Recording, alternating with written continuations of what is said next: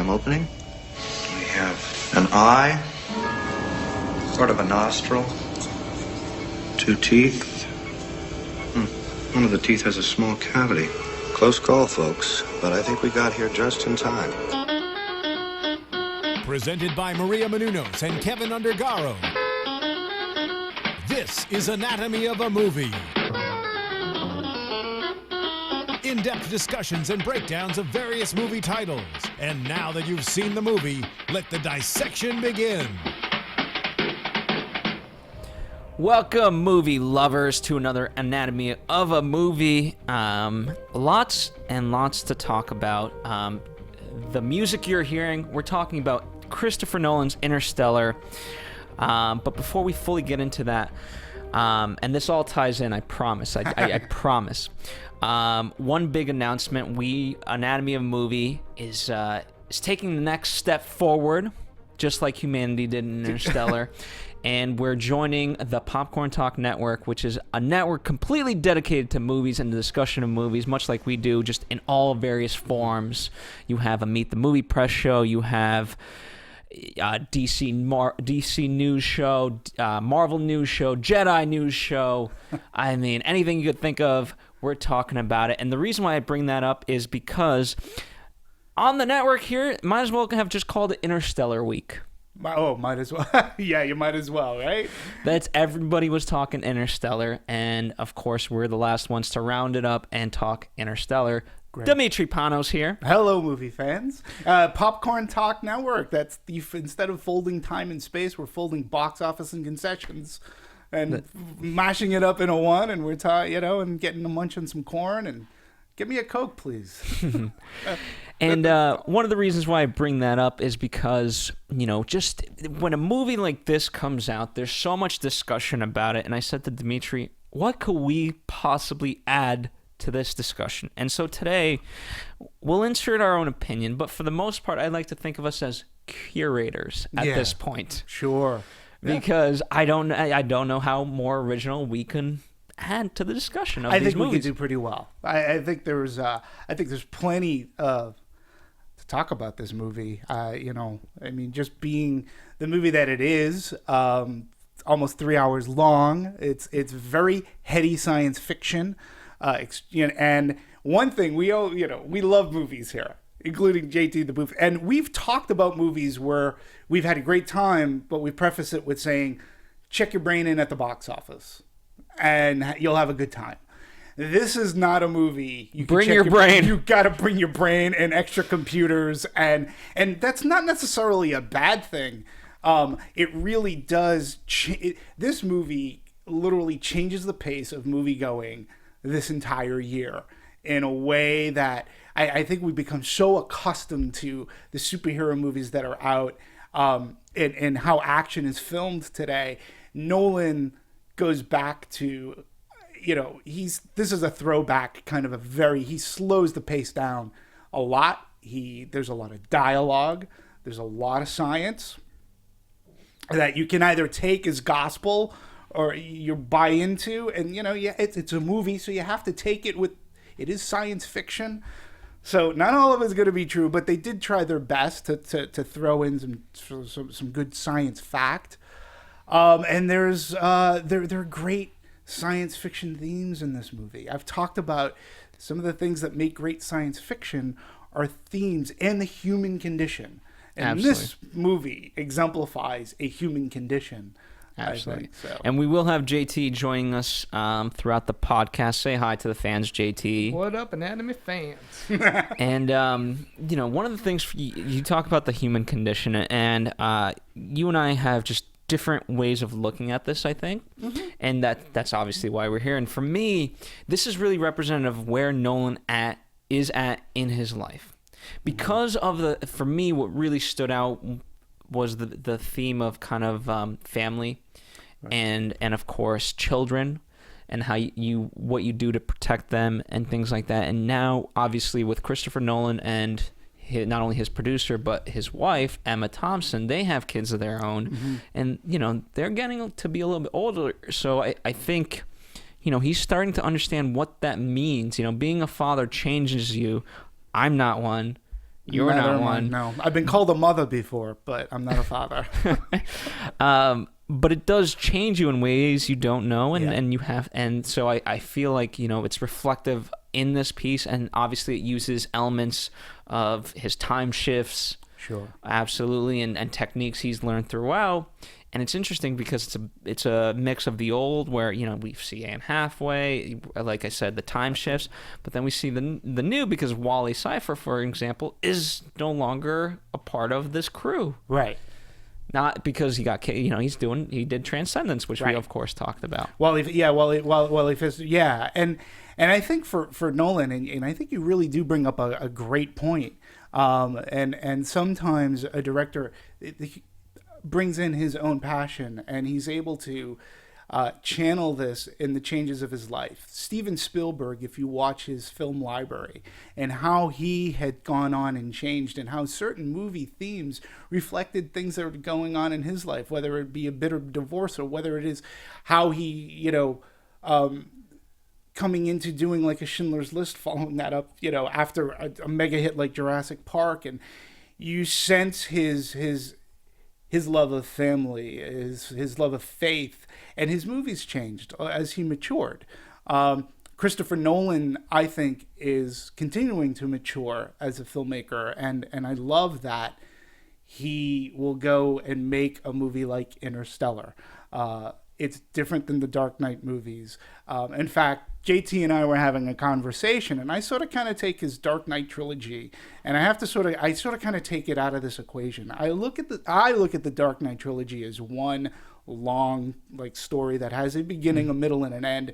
Everything ties up nicely at the end, and that's the way thematically Christopher Nolan wanted it to be. For me, and we didn't quite yet talk about opinion, this movie for me, I had a couple of, first and foremost, I really liked the movie. It took me 2 days to realize that, but I really liked the movie. I guess my knee-jerk reaction was, I had wanted to come out feeling viscerally charged as I did with Inception. Mm-hmm. This is the movie of his in his library that I sort of kind of liken this or can compare it to. And Inception had so many themes, and it had that time thing going and slowing of time depending on what level you're sleeping in and all that. And I remember walking out of Inception going, oh my God, this is so original, this is great. And going into Interstellar, I was hoping for that thing, that charge, that coming out going, wow. And while I had that wow, and it sort of kind of did make my hair hurt from everything that was thrown at me, it, like I said, it took me 2 days to fully take in Interstellar before I started doing research and going, okay, I really did like this movie. I didn't have that same reaction coming out of Inception, but the more I researched it, and now I really like this movie a lot.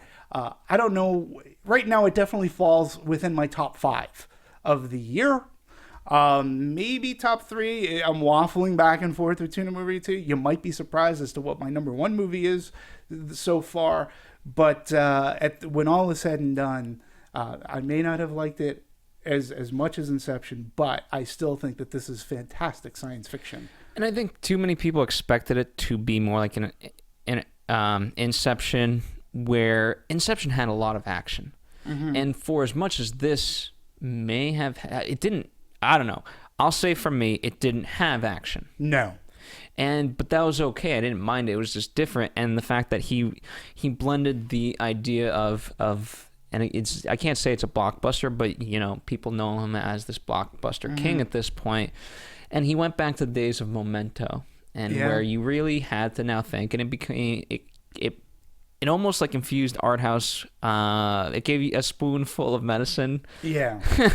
No, that's a good way to put it. But you can't take away from the fact that he was inspired by 2001.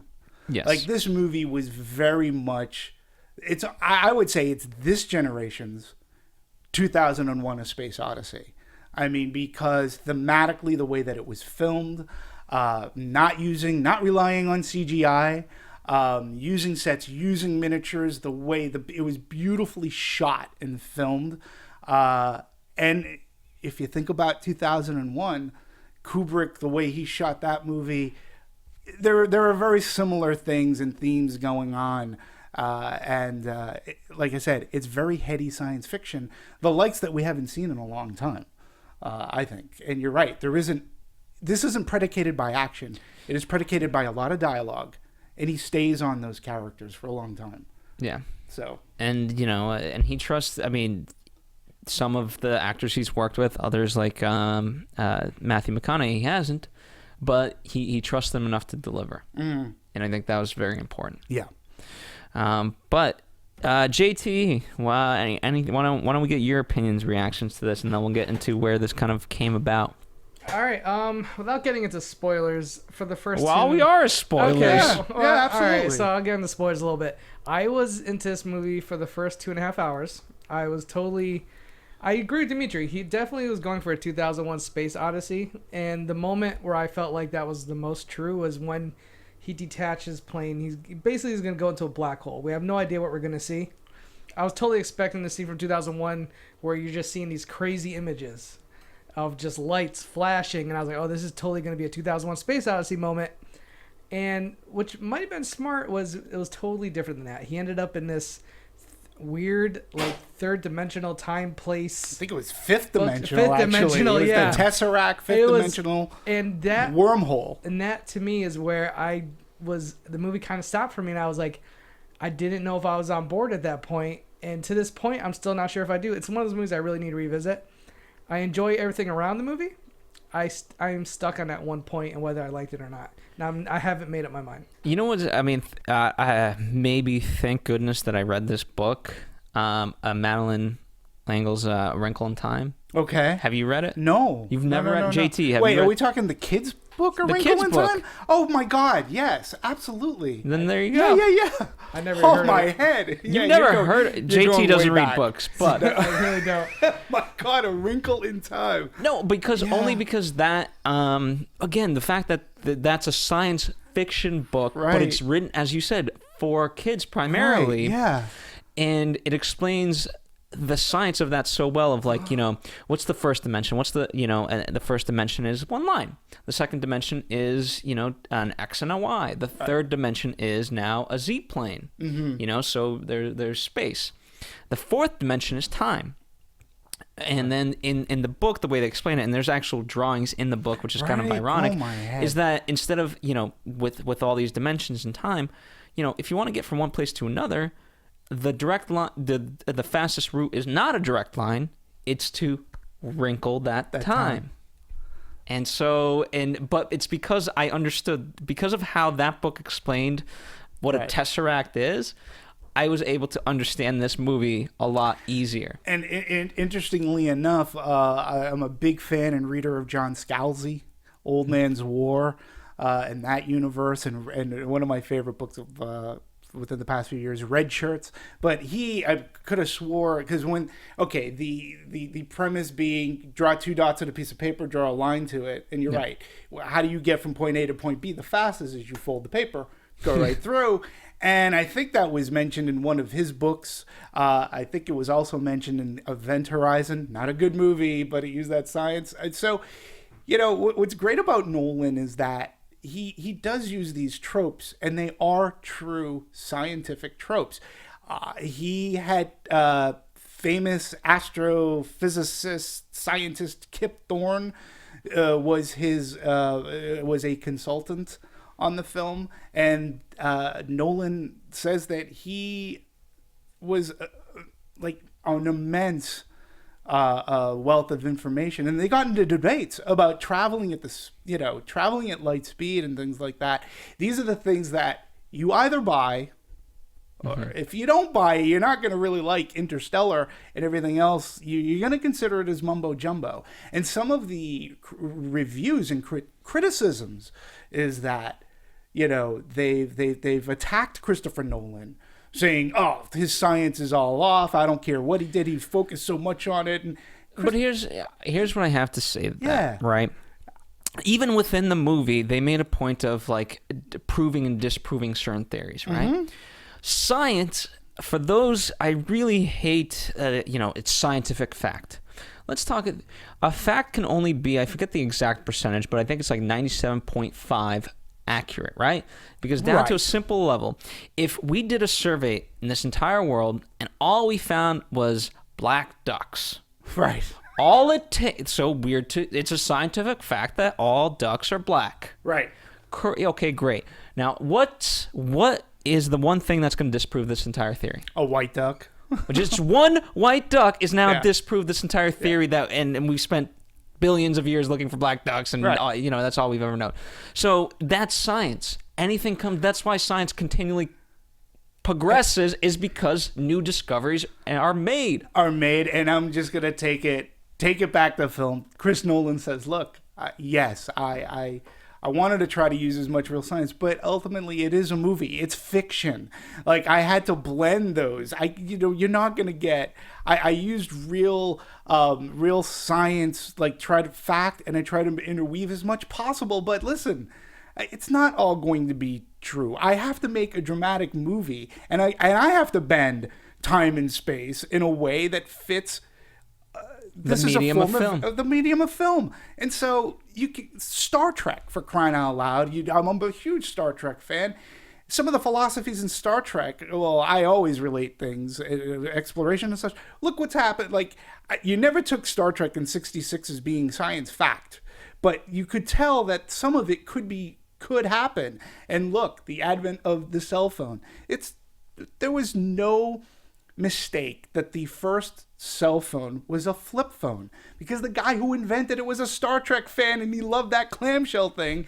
So science can become fact, but you got to mix it in with fiction in order to tell your story. Yeah. And Jules Verne, I mean, Jules he's Verne, the for most crying out loud. famous Yes. one of all this. Yeah, absolutely. His trip to the moon and the Nautilus. I mean, you don't look at it and say, "Oh my God," but that couldn't be. But he took nuclear science, made a nuclear sub.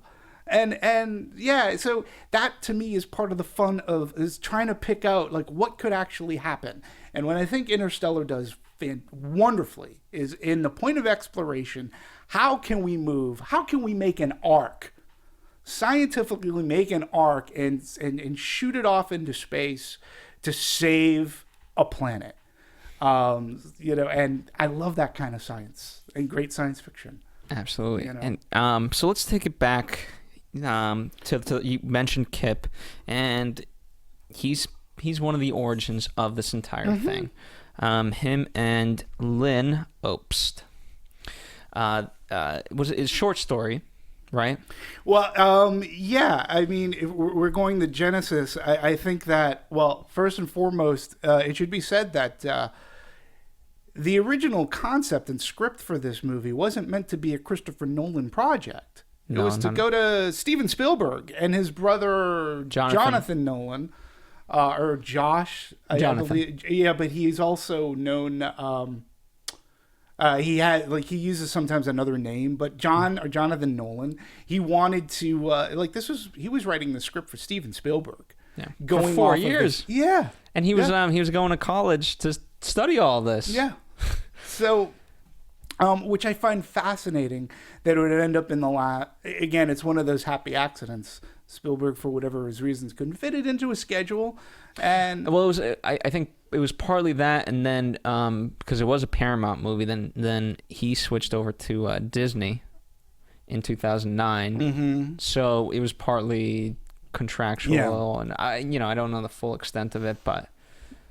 And we had two studios working on this movie. It was Paramount and Warner Brothers. Well, that was post Nolan. Once he got involved, Right, once because Nolan comes in. Warner Brothers. Nolan's been with Warner Brothers Absolutely. for every movie. And it helped with the financing. And one studio gets domestic, the other gets foreign. So, yeah. Which one gets which? Well, Paramount, I believe, gets the domestic, and Warner Brothers gets foreign. I'm trying to think what the logo was at the beginning of the movie. We saw Paramount. Yeah. So it's a Paramount domestically, and then Warner Brothers sells it off internationally. And they both helped co-finance. It was an expensive movie to make. By the way, before I get Eaten Alive, Paramount was the first logo, but Warner Brothers did have their logo absolutely. in there. Yeah, they co-financed. We are talking a movie that it was a $215 million budget all in. That's including hard drives and advertising. That's it. That's a lot of money, but after you see all that money ends up on screen, there was not a dime wasted, right? No, absolutely not. And you know what the nice part is, you know, I don't know what the full finances of this would be and how to really break it down, but when you have a guy like Christopher Nolan, right.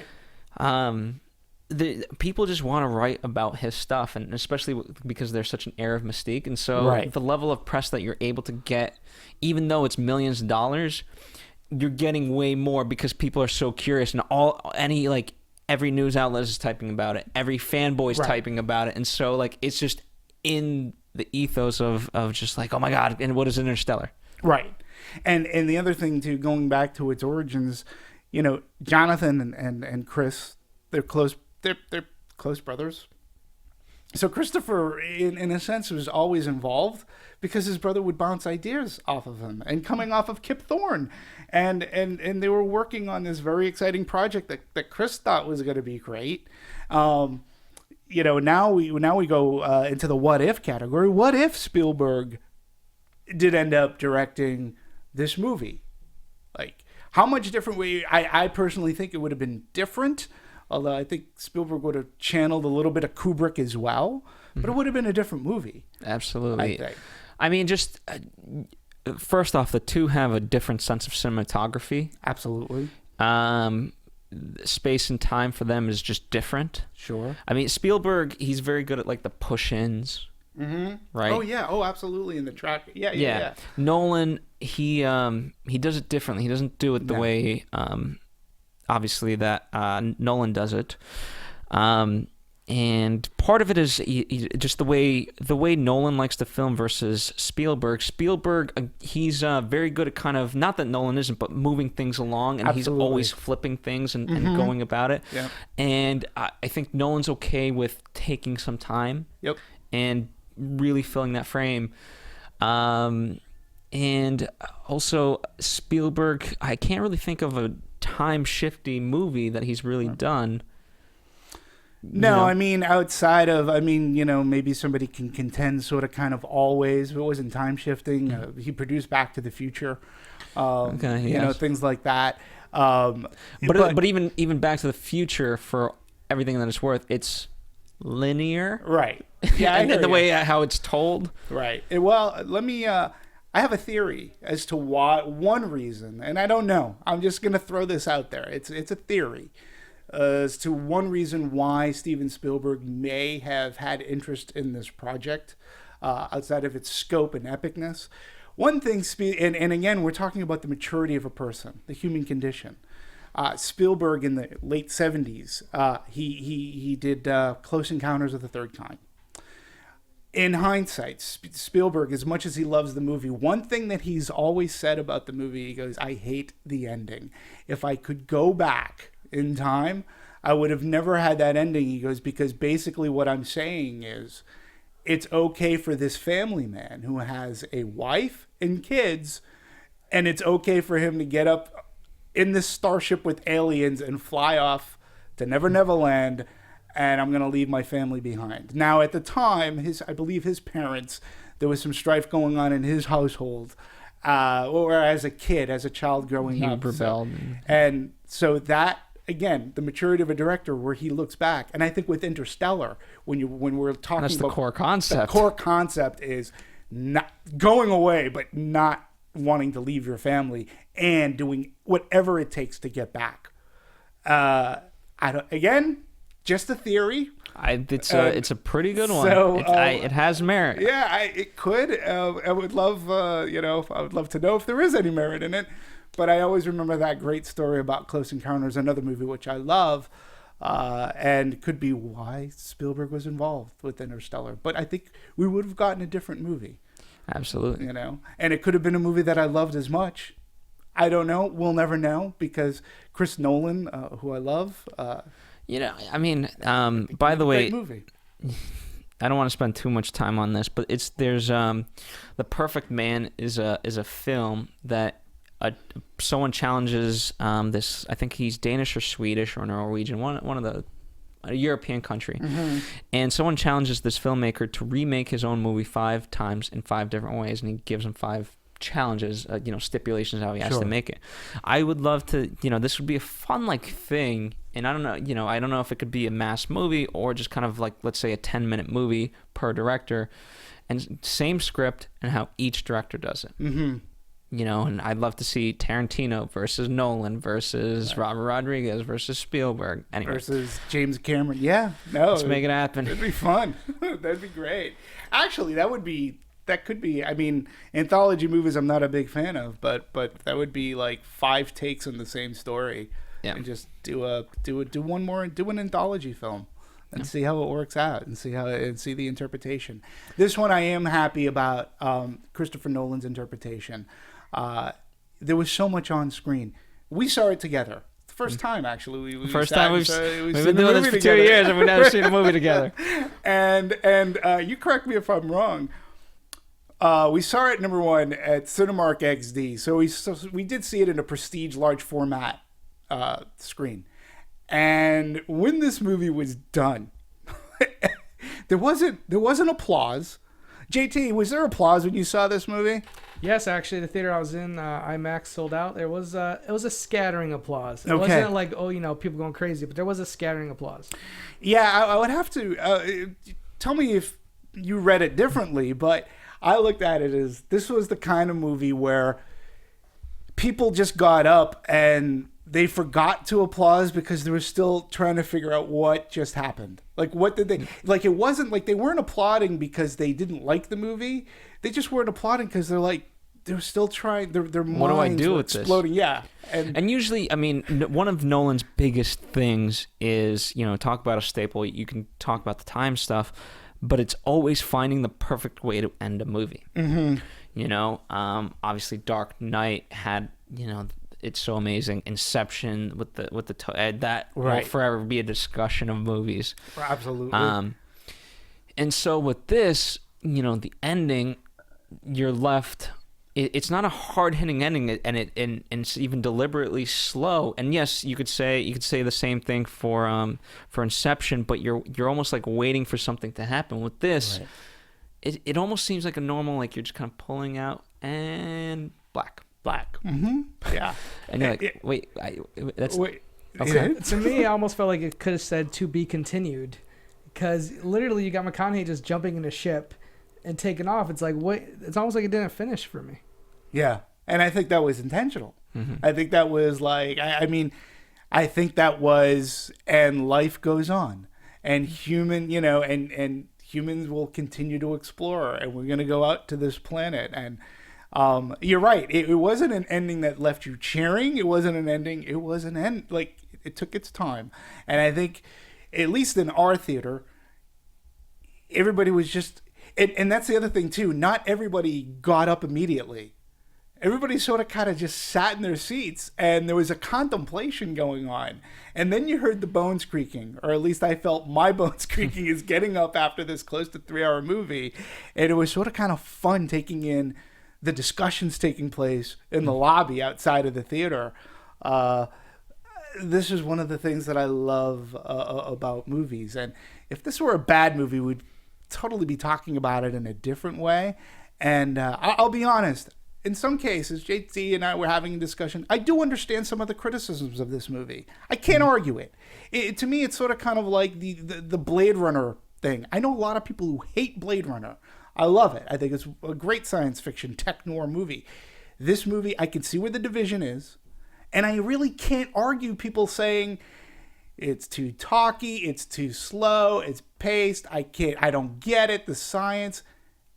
It's hard to argue with them, right? And so I see where this divisiveness can come, but in the same token, personally, I love the fact that I had to think about this movie. That when I left the theater, it stayed with me for 2 more days to figure out whether I, liked it, didn't like it, or whatever.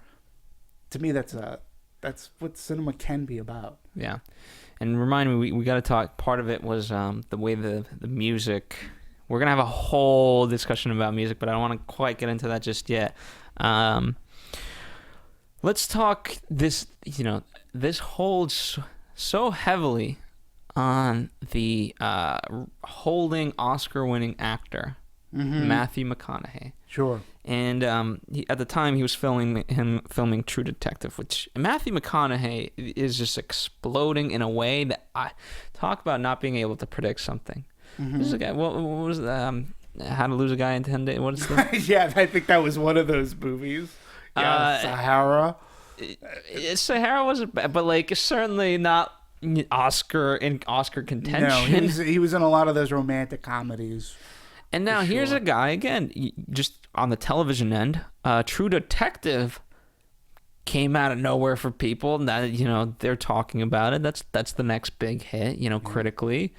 Dallas Buyers Club, of course. Well, that's his movie side of things with and now, and I was, based off of the trailers, I was very skeptical to see how he would do this. Yeah, but he. You know what? I believed him. I bought into him hook, line, and sinker, and I bought into his motivations for going into this. Listen, McConaughey, to call him, he's a Renaissance man. I mean, this is a man who literally, this is a man that was remembered for a lot of those romantic comedies.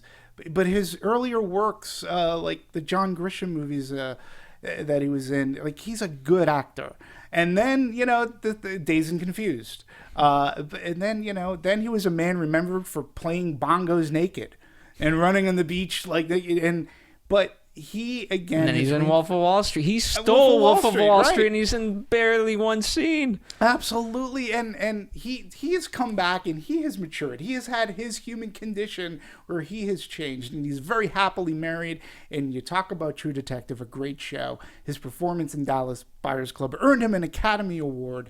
And coming into Interstellar, I thought you need a strong person, but this could be a role in which, you could come off as an asshole.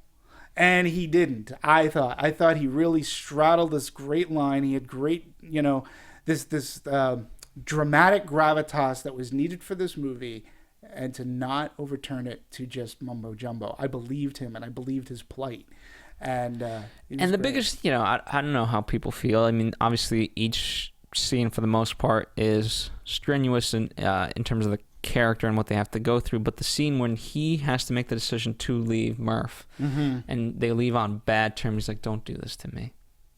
If that scene didn't sell, it wouldn't have worked. And you have a hell of a lot more movie to go. Exactly. After that, so and part of it is, I give him credit, but he also knew how to work with the little actress, right? Because she's half the scene as well, and if she doesn't fill her role in this, he can be as good as he wants.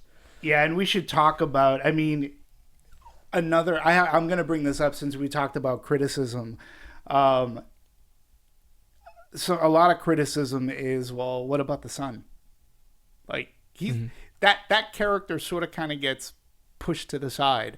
How come? Well, why doesn't he love the son as much as Murphy? And I would say, you know what? I guess if you're a parent, I see that you're not supposed to love one child more than the other, but it was. You're not supposed to, but trust me, there's. Yeah, and it happens. Do. And my only argument to that, and it's. I guess you can punch holes to it if you want, is that Cooper's love for his daughter. This movie is focused on a father-daughter relationship, and they're kindred spirits.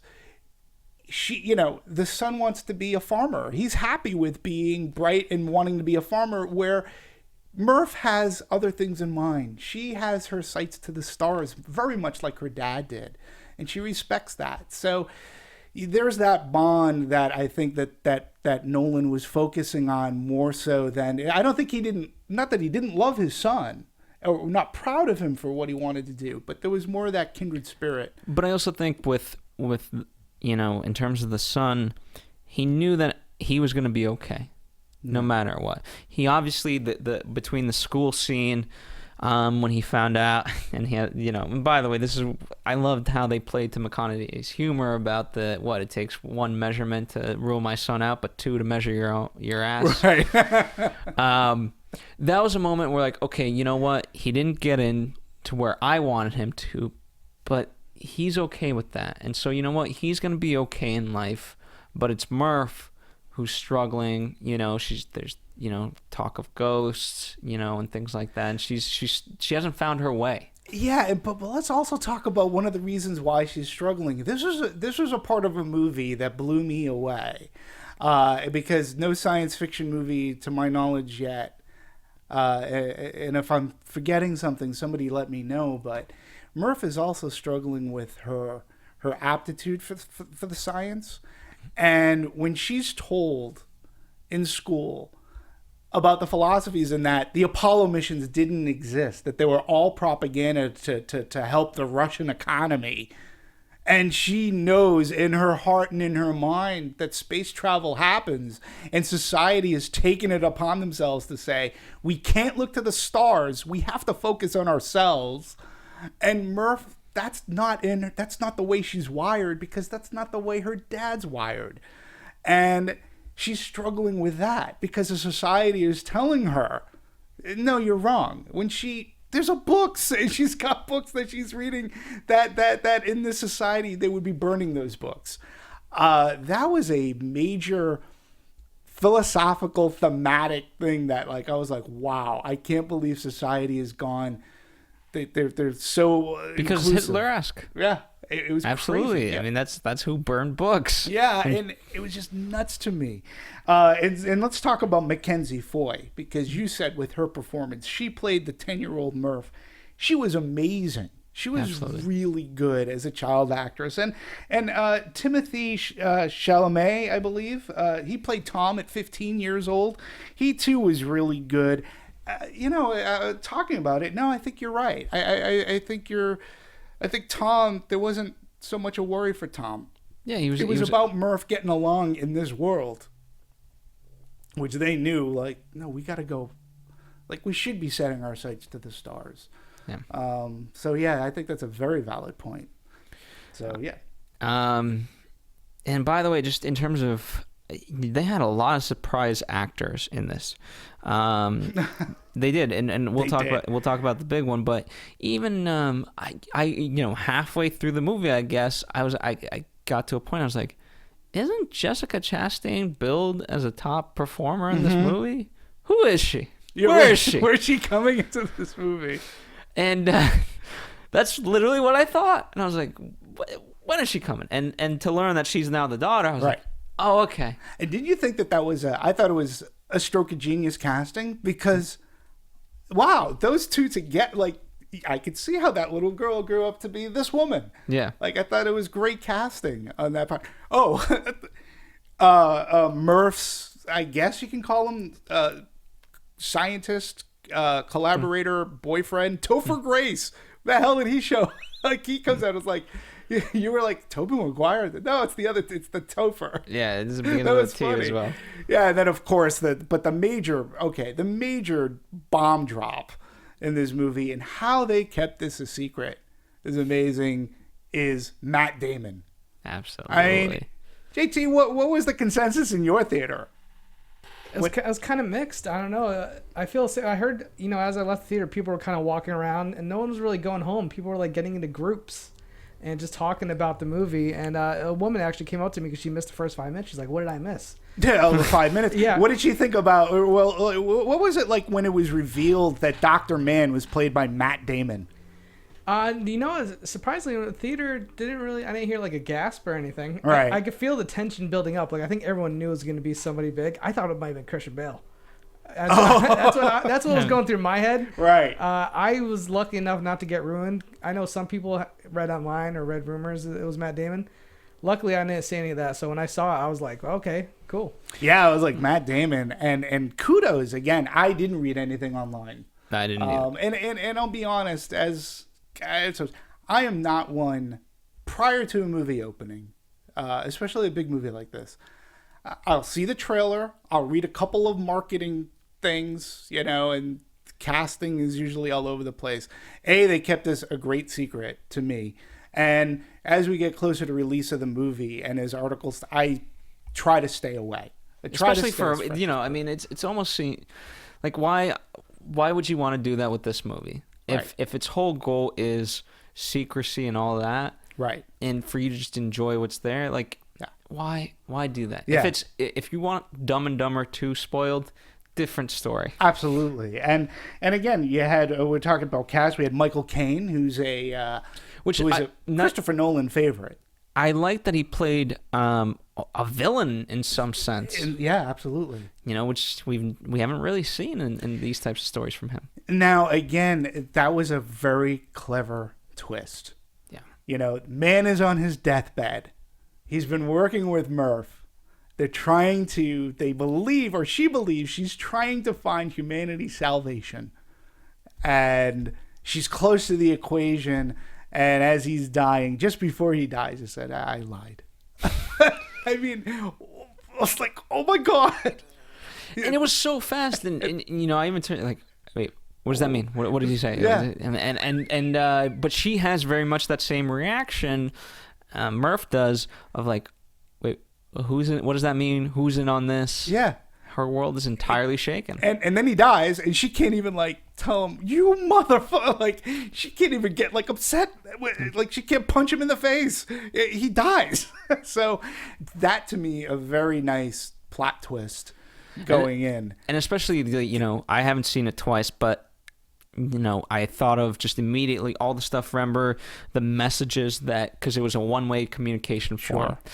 And when he kept saying about, humanity and mankind's true nature and evolution and all that, it makes sense because it was like, it's not about us back home. Right.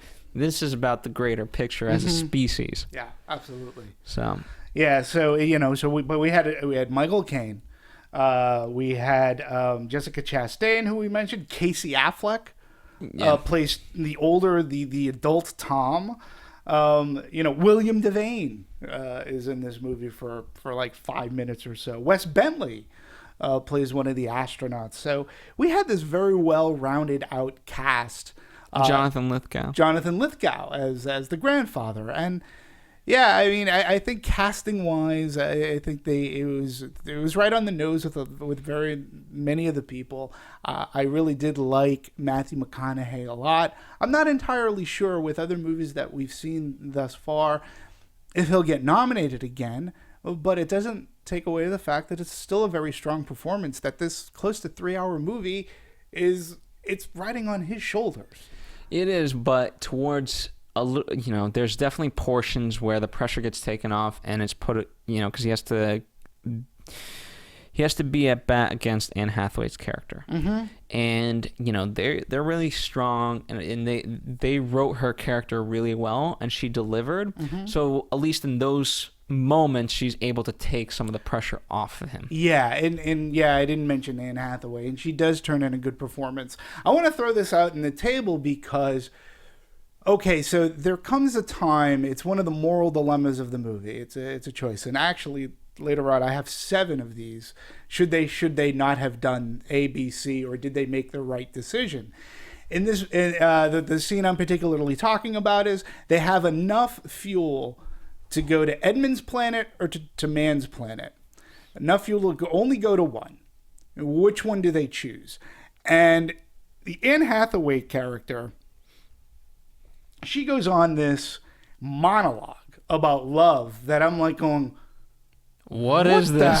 What the hell is this going to? Where is this leading? And I was like, and it's a long one. Would you agree? It's a long scene. I didn't know. Yeah, I was like, what? How about for you? Is he still there? You sleeping, JT? No, I'm right here. What's up? Wake up. So we're talking about the scene in which the scene in which they have to decide which planet to go to. Oh yeah. And Anne Hathaway's Brand goes into this long monologue about love, and it's a very long scene. And you're sort of kind of like, what the hell is she talking? Where is this coming from? It's also off-putting because everything up until that point has been so scientific.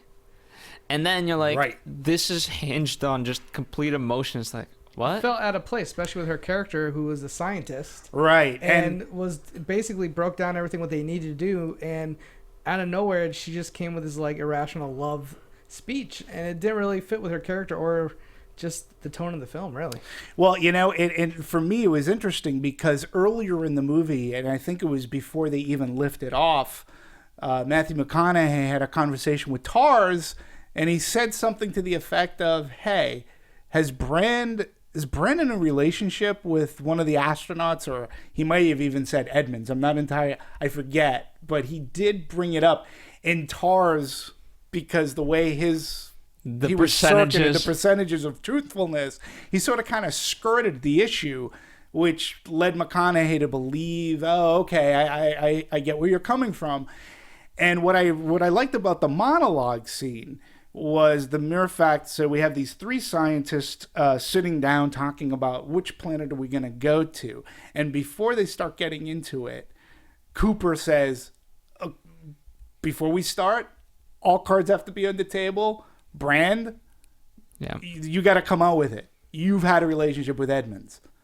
And she was sort of kind of taken aback. And then she admits to it. And then comes the love portion.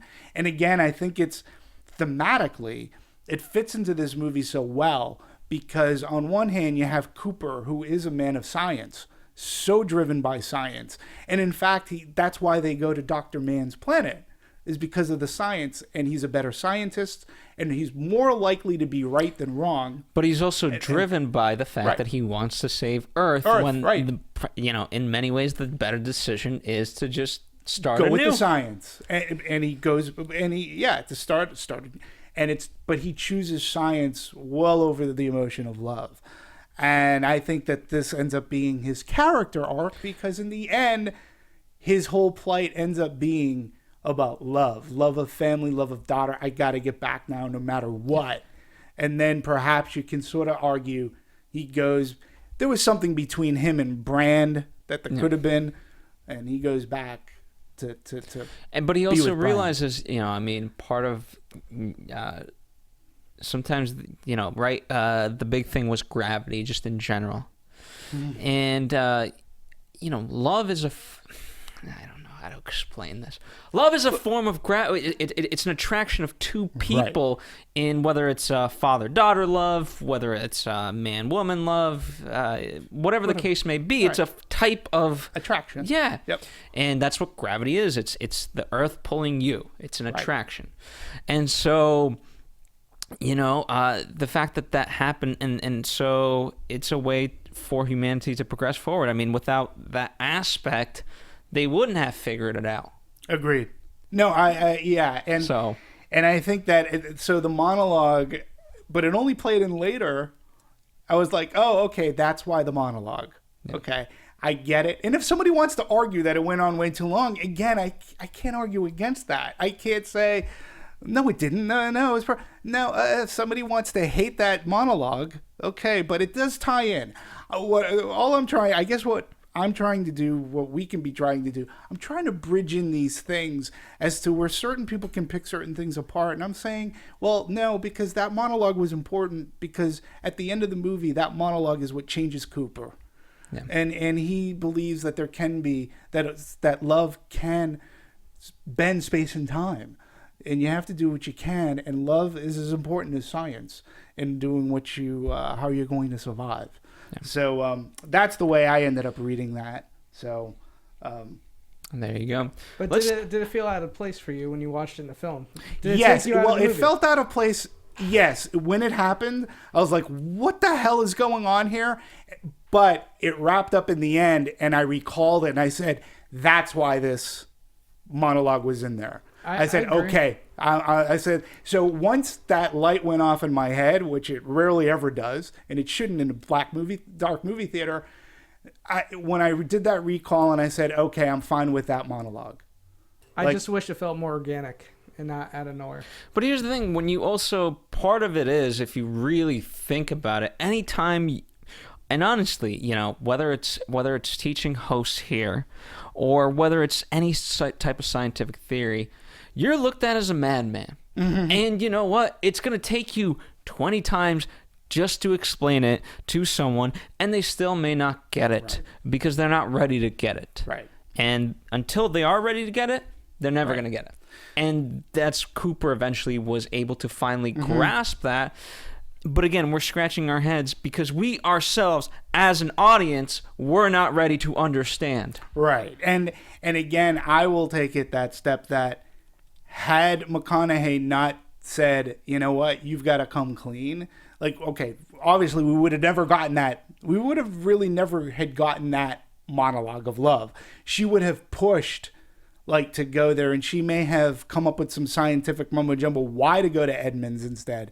But I think it's important to note that McConaughey put all cards out on the table and says, we have to be honest here because we are making definitely a life-changing decision here.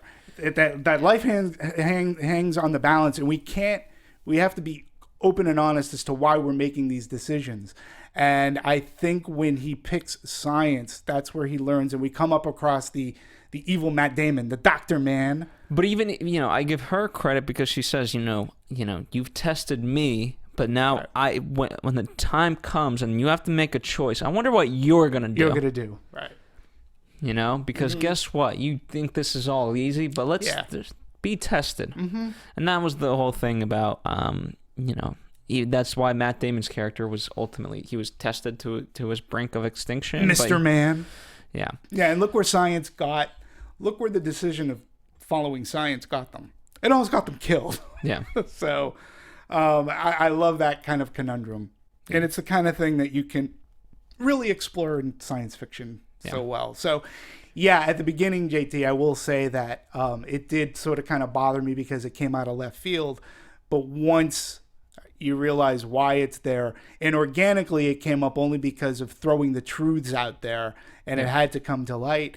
So I see the organic point. I get it, but ultimately for me it worked. Now, you mentioned 6 other ones. Why don't you list those off, and then I do want to get into kind of the way it was shot in terms of the locations, the sets, and all that, because there's a lot to talk about there. But let's round this out with the 6 other dilemmas. Yeah, absolutely. So we have, all right. Well, we have: should humanity rewrite its history to justify its current societal goals? Now, I mean, that's the choice that society has made. In the movie, they do. It humanly effectively turns its back on higher technology, focusing on itself instead of technology. So the alternative to that would have been, if society didn't turn its back on technology and education, the Lazarus and Endurance missions might have had a little more support at the end, and in which case funding may have been more readily available. So that's the alternative, but that's one thing. Should society do that? I'm like, how do you rewrite history? I mean, unless you're Quentin Tarantino, like, rewrite. How can you? How could you?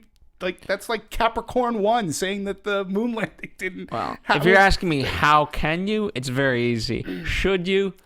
That's different. Yeah. The ethics is what's really debatable. Now the other one: was it right for Dr. Brand to lie to Cooper? Yes, that definitely a major argument. And you can go. This one says, well, if he didn't lie to him, Cooper wouldn't have gone on the mission, and they probably wouldn't have found as an experienced man as Cooper was to do this mission. And more or less, and part of it is, just in general, no discovery is made unless people are tested. And so, do the ends justify the means? Absolutely not. Was this what ultimately Michael Caine's character was seeking or expected to happen? Absolutely not. There's no way he could have predicted this. No. But through this journey and the tests of Matt Damon's character and everything else that and is called Endurance. Yeah. Which, by the way, there's a great book. It's about the Endurance mission in Antarctica. It's kind of similar to the premise of this. You guys should check it out. Look up the Endurance mission. Anyway, true story. But because of all of this, because of everything acting against Matthew McConaughey's character, he's able to make the discovery, but he wouldn't know otherwise. Yeah, and you just sort of kind of wonder if there was another way outside of lying that Michael Caine's character, Dr. Brand, could have persuaded McConaughey to take this mission. Could there have been a more positive reinforcement about it? Well, real fast, let's talk about, Murphy's, obviously, Murphy's Law. Whatever can go wrong will go wrong. Right. And they twist that to be like, whatever's going to happen is going to happen. Right. Is what it means.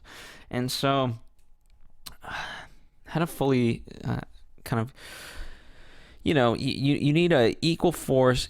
You need a strong force to create an equal force reaction. Yeah.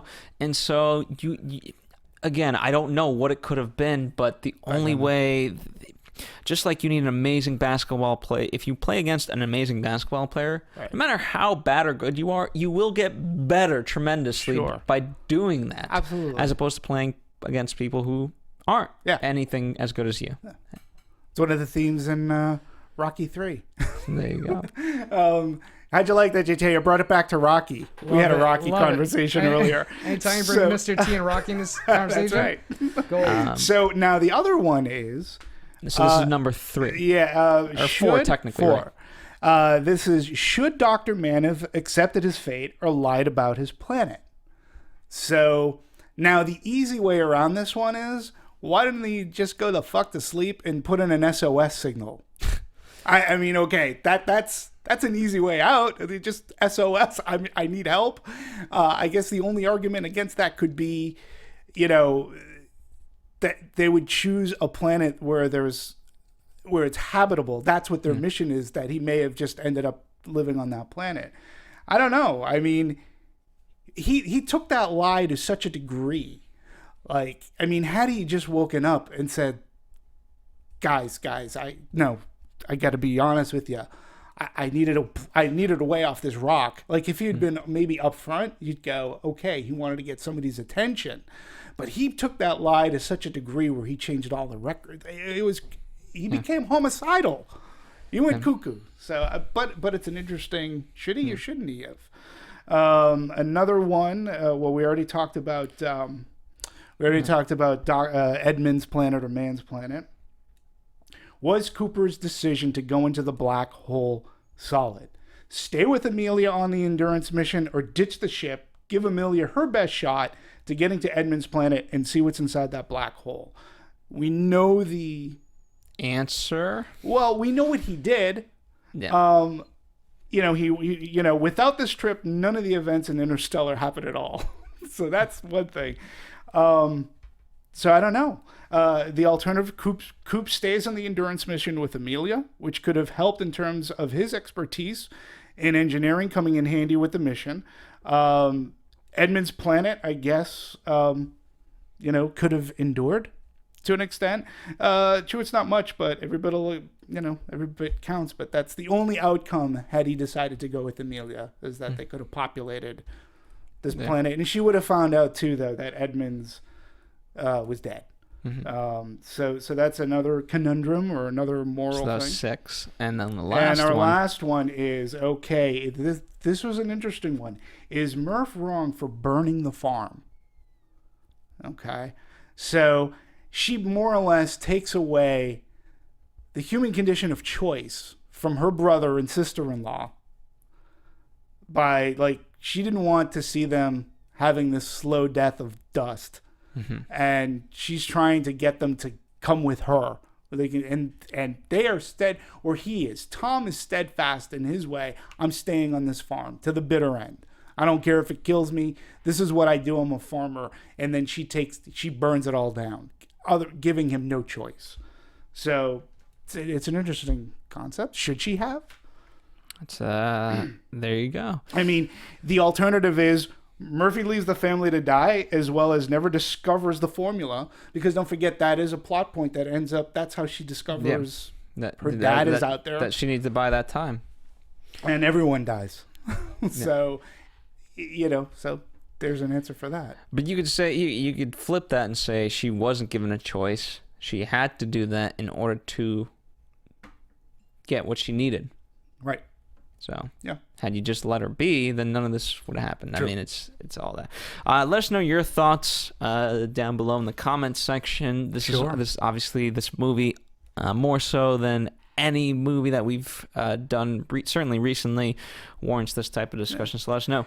And the other thing too to note, let's talk about the science just for one other bit. So for all those naysayers out there who hated the science and say that it's all a bunch of malarkey, Neil deGrasse Tyson was on board with this movie. And he was a gentleman a year ago who sort of kind of took some digs at gravity you know, and he got a lot of publicity. But he's a well-noted scientist, and he actually believed that this movie used good science, like solid science, even though it was within the realm of science fiction. So I had to point that out. I'm going to supply all these links. We wanted to talk about special effects and the way it was shot and music. And yeah, I mean, a lot of, first off, when we talk about Matt Damon's planet, that looked amazing. And just right off the bat, I was like, this doesn't look like it's inhabitable. Hey, right. That's true. I mean, like when you had ice clouds, right, when they land, it's like, wait, what? Yeah, he told him, he's like, oh, a few 100 feet down there's some Right, there's a big area down there. Yeah, just look over the edge, buddy. Yeah, I was like, large portions were filmed in Iceland, so that makes sense. I will not dare and try to pronounce the towns of all of these. But there, glaciers, and Clostur is the closest I can come to saying any one of these names of the towns that they filmed in. So yeah, they shot for 2 weeks in Iceland with a crew of about 400 people. Yeah, and I think it's also important too to note that they actually, instead of again relying on CG, and apparently this movie relied extremely little on CG, and they went back. Another staple of Christopher Nolan's, though. Yeah, but what I love about that is that, and again, it is a throwback movie. He made miniatures. They made sets. Like, they built spaceships and they built interiors. He wanted to get that feel of being in the spaceship. And when you looked out a window, you saw something other than, like, it wasn't green screened in. And it really did, I think, gave this movie that sense of, 70s kind of going back to model making, filmmaking, but it looked great. And it was so realistic to the point. I mean, to talk about Anne Hathaway got hypothermia. She almost died. So. Yeah, I mean, she had the astronaut suit on. They were in that water planet, and a seam ripped, apparently, and started filling up with that cold water. She's like, guys? Yeah, normally on a closed set, that water would be heated. It'd be nice, 90 degrees. That's right. Like, oh, yeah, And now act like it's cold. Yeah, yeah, they were enacting. I will say this. I sort of, in hindsight, I almost wish some of those scenes, the water planet scenes, weren't in the trailer. Because... it gave it away? It gave away... Well, those aren't wave. mountains. That's a wave. And in the trailer, you go, oh my God. And when it came to the movie, I knew it. You're just waiting for it to happen. You're waiting finally. to see the mountain. It's weird. It's a double-edged sword for me because I was happy to see it in the trailer. It built up my enthusiasm for wanting to go see the movie. But then when it came into the scene, I was like, oh, I almost wish I didn't know because it took away from that. Yeah. That it was a spoiler in a sense because it was such a great scene. Absolutely. Such a great scene. But, one can argue in terms of that. It just, the context is what really made it. So even though you knew what was happening, it was okay. Right. Filming locations also include the Westin Bonaventure Hotel and Suites, the Los Angeles Convention Center, Sony Pictures sound stages in Culver City, and a private residence in Altadena. Oh, one other thing that you may not know, too, the farm. The corn farm. JT, did you know this at all? I found this very fascinating. Two things to note. Zack Snyder. One of those farms is actually Zack Snyder's corn farm. He has a corn farm. No way. And he helped Christopher Nolan. They actually planted more corn, which they ended up, when all was said and done, they sold profits to charity. Nice. So, but Zack Snyder, I didn't know that Zack Snyder had a corn farm. And he said he went to his buddy Zack Snyder, who he worked with on Man of Steel. Oh, yeah. And, so I was like, that's crazy. Who knew that Zack Snyder had a corn farm? So, yeah, he consulted with how to grow corn and things like that. And they're actually driving those trucks through those cornfields, which they said was crazy because you can't see. And that was actually one of the hard parts. No, I mean, filming. Try just running through corn. Right. Like when corn's that tall, yeah, it's it hits back first and foremost, Right. and it's not bendable like you might think. No. Not by any means. No, it's not bamboo, but it could hurt you. And part of it too, I mean, I'm surprised that, it just slashes up. Like if you go through it, it's sharp. The leaves are sharp. Right. Yeah. And, it's scratching Imagine up a driving through that stuff too. It's You not, know, it's not no, simple. it can't be really good. But I actually thought that was like cool trivia. You wanted to talk a little bit about the music. Hans Zimmer, of course, working with his. Well, here's the thing, collaborator again. of course, but where everything in the past is so like fast paced, and we talked about the pacing a little bit, but a large portion of that was the music. I mean, it basically was an organ. For me, that's all that resonated. I'm sure there was other instruments, but all I kept hearing was just this organ. Yeah. Now, did you also know that Hans Zimmer was asked to start composing without even seeing a lick of footage? Mm-hmm. He was like, "This is what the movie's about. Start composing." Yeah. and that to me is crazy. Again, But we talked about that. Interestingly enough, I believe it was with Christoph Beck that we talked about, how to compose and things like that. And he said, you know what, it actually worked for one of his movies. And forgive me if because I know we talked about it with somebody, and how you know who it was actually. I'm sorry, I apologize. It was Raymond D. Filito. Okay. Sarah Stratton interviewed him way back for Rob the Mob. And he talked about, he had the luxury of, having someone kind of pre-compose things and then change it up as necessary. Mm-hmm. And he said, like, I don't understand why more people wouldn't do that. Yeah, well, which isn't, it happens here. I mean, let's see. Composer Hans Zimmer, he was asked to draft part of the score before a single frame was even shot. So, But it works because, I mean, at that point, it's... it becomes thematic, and you just have to change it up to fit the movie. But if you have the theme down overall, it becomes slightly easier because you have the base. Sure. Yeah, and and for whatever reasons, the soundtrack, which I already have pre-ordered on iTunes, but it's not available until next week. And it's the deluxe version of the Interstellar soundtrack, but there's no, at least digitally, I could say, on iTunes. I have to wait until next week to get this soundtrack so I can start playing that over and over ad nauseum. But I like the soundtrack. I think it fit the mood and grace of this movie where it needed it. And again, when you think about 2001, that movie heavily relied on music, albeit it wasn't like score. The traditional score, but I thought Hans Zimmer did another great job. And all things played really well into, so you had the music, you had the visuals, and then you had just going into the theme of science and space, right? And the whole aliens tagline, "No one can hear you scream in space," right? And every time they cut away, dead. Mm-hmm. And you were forced to, imagine if I forced you as the audience members right now to just watch us in silence, especially if you're listening to us in audio form, how weird that would be. And it did feel weird watching the movie. I'm like,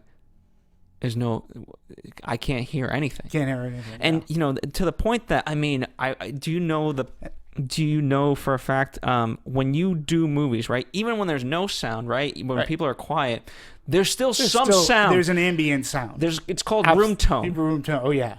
And how many times do you hear like sound editors like, "We need room tone over here," right, to fill the space. Right. With this, I didn't feel that there was room tone. The only room tone was people's asses and seats. Yeah, absolutely. And again, I think in a sense, not sure, but he could have taken a page from Alfonso Cuarón's Gravity. And, because Gravity, he did that a lot too, where it was just like dead silence for certain things. But then the score to Gravity, much different than this. The score was used in essence, as sound effects as well. A lot of people are comparing this to Gravity too, saying, "Oh, I didn't like it as much as Gravity." I'm like, well, they're two different movies. I mean, one's an experience, right? Yeah, one's a little bit more visceral. I mean, there is a human condition element in Gravity. You know how much I love Gravity. I'm not dissing it, but I don't think it's an apples to apples comparison. at all. You know, we didn't talk about, like, you know, the other thing too, that this movie, you have to grapple with time and space. When he goes and he falls into the Tesseract, okay, you know, people are like, well, how does he live? And I'm like, well, first off, if I'm arguing it, and I'm not a scientist, but he's not technically in a black hole at this point. He's in a man-created, scientifically created wormhole, and he's part of this Tesseract. He's almost it's almost like the event horizon in a sense. But that whole scene, beautifully filmed. Yeah. Right? And on the big visuals screen. Yeah, now I know, JT, that at the top of the show you had said that you had some issues, but it looked amazing on the big screen, right? The whole concept of the way it was created visually was very cool. I'm just not quite sure I understood what was happening, especially when he's going through those bookshelves. Right. I was just kind of like, it took me out of the movie a little bit because I was like, what is happening right now? Right. Is he really interacting with the bookshelves from his daughter from the past? Like, it just took my mind a moment to realize what was happening. And once I realized it was happening, I wasn't sure if I was on board. Right. Okay. Yeah. I mean, it took a while, and, you know, and then it was like, who are they? And it's, you know, NASA postulated, okay, according to an article that I had, well, I'm going to share these links because I think it's great stuff. I mean, it's great meat. Like I said, we're curators today. Yeah, so future humans who have mastered the laws of our universe, allowing them to manipulate time and space, which they did. Cooper attempting to communicate with his daughter inside the Tesseract, which was built for him by the future humans. So they obviously had Cooper in mind in doing this. And, you know, it's knowing I mean, it makes my hair hurt. Yeah, let me ask you a question. How did Cooper come to the conclusion that it was humans that did it and not aliens? That's a great question. Because originally, I think they kind of mentioned like some sort of other beings or aliens did it.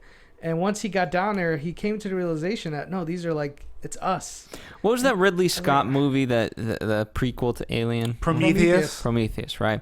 They made the whole, not to spoil it, and I'm not in any sense because it's right off the bat you're told, like, there's the, you know, our deity, our God, that kind of put this all together. And I don't know, part of it maybe could be forced by Nolan to say, you know what, look how, because the whole point of the movie is look how much humans are actually capable of. So if you really pin it that, you know what, it isn't aliens, it's actually us being able to transcend all limitations. Right. It's a much more beautiful thing. So I don't know if he's completely dissing the idea of a greater being or aliens. But maybe it could be. But again, I think it's because of that reason. Now, as to the why he thinks this is because, you know, he's seen it his whole life. How, you know, he's always aspired to, you know, continual change and things like that, and things being proved and disproved. Right. And when he just happens to be there and he sees it, you know, it's so specific, like in all the universe, right? To think that all of this ties back to him in this tiny little house on this tiny little farm to this tiny little bookshelf, it just can't quite fully be coincidence. Right. Yeah, and you know, it's funny that you say that, and JT, it's a great question to ask because, you know, Nolan apparently, that's one of those, leaves that particular detail up for post-viewing debate. And this is off of an article about how the time travel and ending are explained in They. And even as I read it, if I were to read it to you, everybody would like fall asleep. Read it yourself, take in what you will. And I think this article is interesting what it has to say. And again, when you're going back to the concept of love and what Coop ends up doing and going back and doing this Morse code thing, he does allow Murph the opportunity to save mankind. And she figures out the equation of how to build this ark and travel through space and get to Saturn, so they can, you know, use this wormhole that was made by futures, you know, by future human beings who are able to master time and space. So, well, real quick, not to interrupt you, but no, he sends her a code through Morse code, apparently through the watch. Correct. What exactly was he sending her? Was he sending her coordinates? Was he sending her like math problems in order to? Cause I know she used whatever she found in order to find a way to get the ship off the Earth. There was one piece of evidence that died with Dr. Brand, that because he could have built this ark. That's what I'm calling it. I don't think a name was given to it in the movie. And he gives her the formula in which they can travel those large distances with ease, I guess, for lack of a better word, in which would allow and to do mass transportation of people.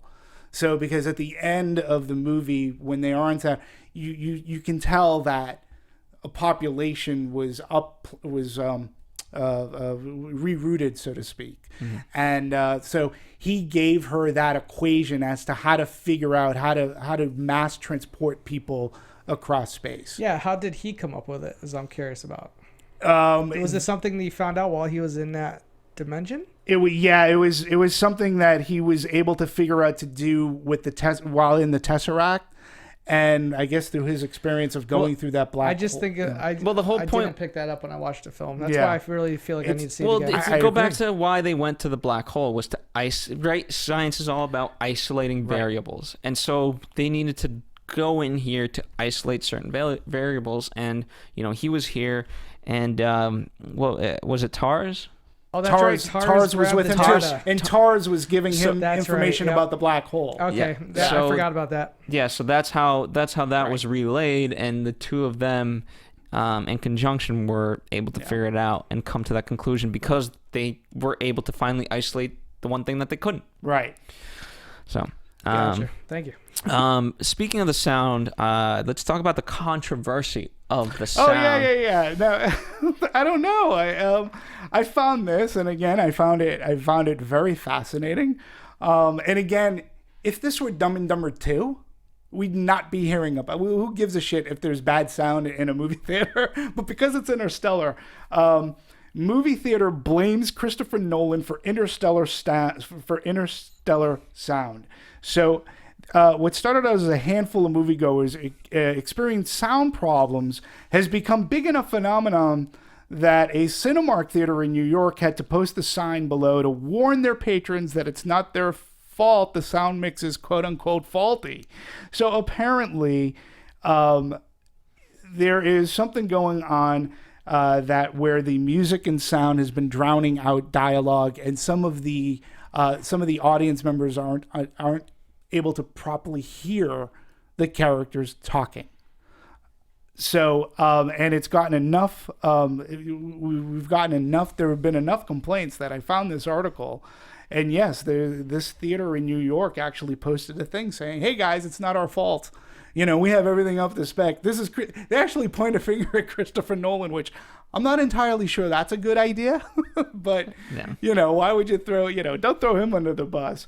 But we were talking before this. I didn't have any problem with the sound at all. I think I heard everybody's dialogue fine. Yeah, I mean, it's a general problem. Just, I heard, I remember a couple years ago, everyone's always pushing the threshold of dBs and things like that and how loud things can be. And, dialogue for the most part has continually stayed at the same level while everything else around dialogue has upped in volume and dBs and all that. Yeah. And so I don't know, maybe this is finally coming to a... And there were so many different formats of this movie as well. You had IMAX, you had Aural, you had Dolby. But again, I don't know. Now, in defense of Cinemark Corporate, this location does go on to say that Cinemark went on record saying that one location went rogue. That's went rogue and posted that sign without any sort of corporate clearance. Mm-hmm. So not Cinemark as the corporation. It's that one theater manager who took it upon him. He probably got a handful of complaints. So many complaints that, if you've ever worked in a theater or been in a theater, people will complain about almost anything. Yeah, and it's tough, especially if you're literally, trust me, I've been there where you're losing your mind. You're like, I don't get it. I've done everything on my end is like, you know what, and I'm tired of the complaints. It's not on our end. I Right. want, you know, and I could see where he's coming from. Was it the right way? Probably. Yeah. I don't know. So What- I do want to leave. Well, I don't know if, I mean, we're going on a little while. I mean, there's so much to talk about. I did want to read a review. I wanted to read something, and I don't know how we were planning on wrapping this up or where you were going. Where were you going? Actually, what did you want to talk about? The space, time, and forever beyond. Well, I'll read. What's the review? JT, what about you? Like anything that you think we skimped on or didn't give its due? Not really. I need to watch this movie again. That's what I take away from this. Is I need to see it again and get my thoughts kind of lined up. Yeah, and I don't disagree with that. But I'm going to do it willingly. And, you know, sometimes one of the things I love about movies as an art form, and you can go back to certain movies like this one, I think, like Inception. The first time I see a movie, it's sort of kind of, I'm trying to take it all in. And then once I get from A to B to C and the movie's done, I process it.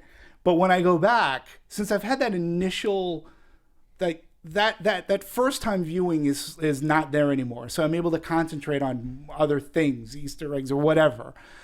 I'm really looking forward to that experience with Interstellar and seeing that again. So, but I found this review.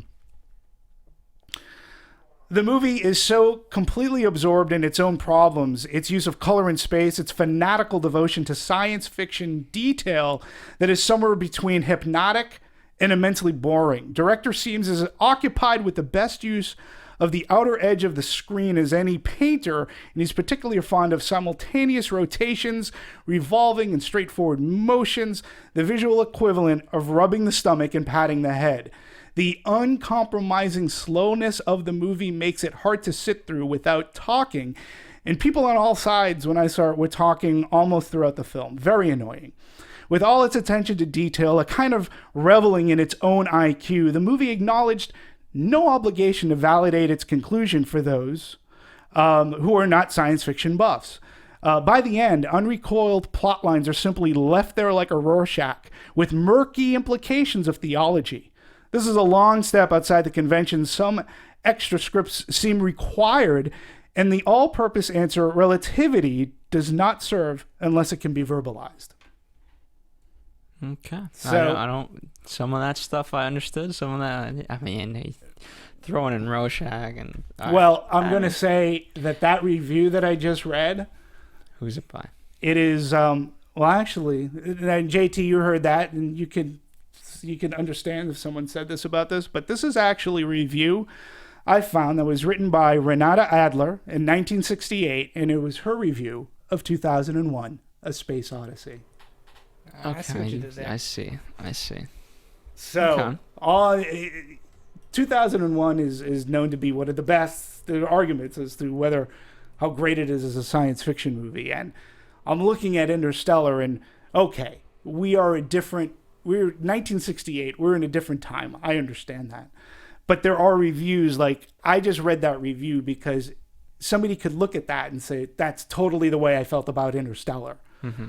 And I'm bringing it back to I see what you did now because you kept calling him the director. I don't know if that was on purpose. Yes, because he was noted as Kubrick. Okay, so I couldn't say, if I said Kubrick, it would have given my hand away.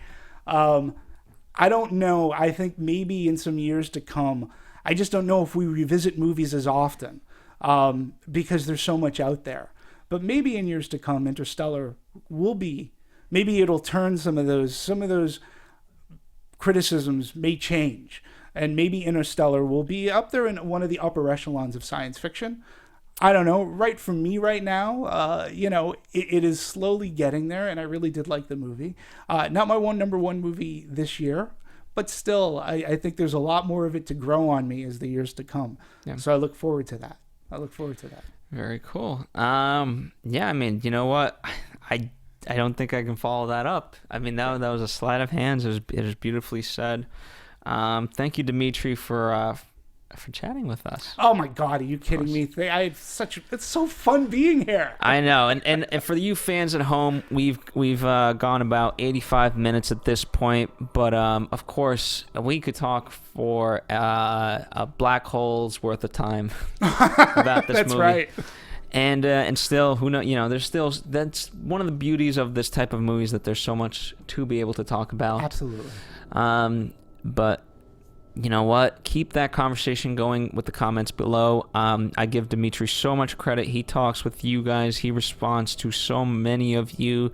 May not always be the timeliest thing, but he will get back to you. I do. Thank you. And we really do appreciate it, because after all, we love talking about it, but we love talking about it to you. So hopefully it sparks an idea, a discussion in your own lives.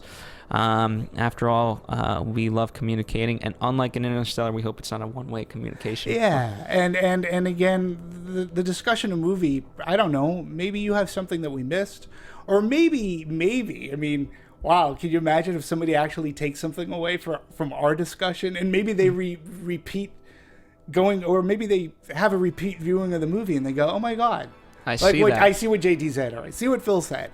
I think that's the great thing about movies, and it lives on forever. So when this comes out on Blu-ray, the conversation can continue.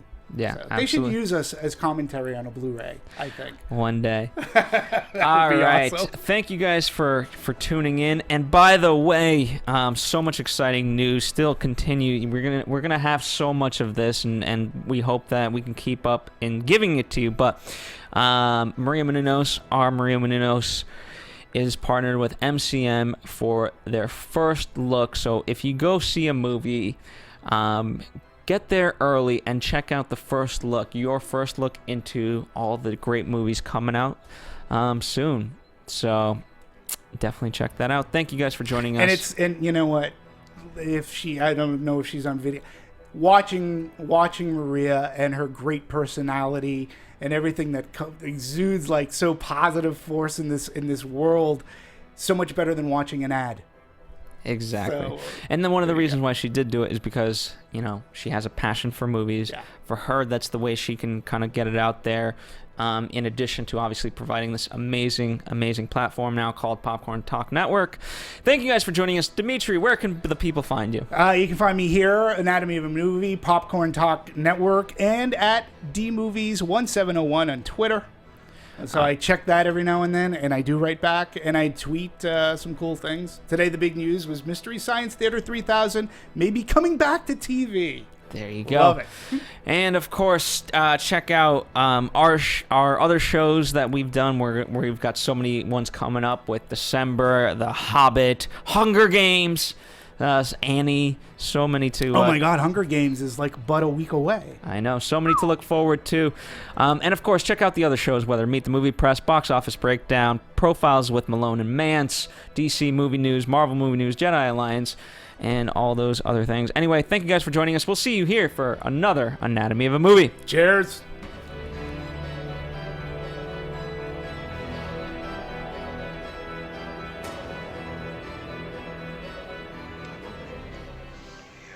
An eye.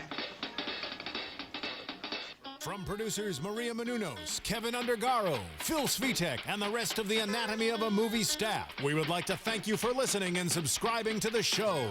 If you have any questions or comments, feel free to email or tweet us. I'm Sir Richard Wentworth, and this has been Anatomy of a Movie.